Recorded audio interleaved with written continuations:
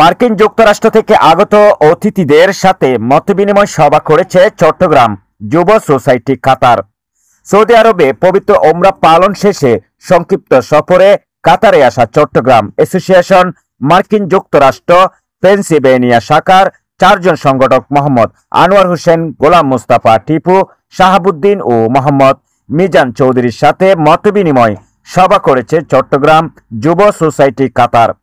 সংগঠনের সদস্য সচিব মোহাম্মদ কারিবুল রাসেল রানার সার্বিক তত্ত্বাবধানে ও সাংবাদিক আকবর হোসেন বাচ্চুর সঞ্চালনায় অনুষ্ঠানে সভাপতিত্ব করেন সংগঠনের আহ্বায়ক রিদওয়ানুল বারী পারভেজ। অনুষ্ঠানে মার্কিন যুক্তরাষ্ট্র থেকে আগত 4 জন সম্মানিত অতিথিকে সম্মাননা স্মারক প্রদান করেন চট্টগ্রাম যুব সোসাইটি কাতারের শীর্ষ নেতৃবৃন্দ। যুক্তরাষ্ট্র থেকে আগত অতিথিরা কাতার প্রবাসীদের সাথে মতবিনিময় করতে পেরে খুবই আনন্দিত।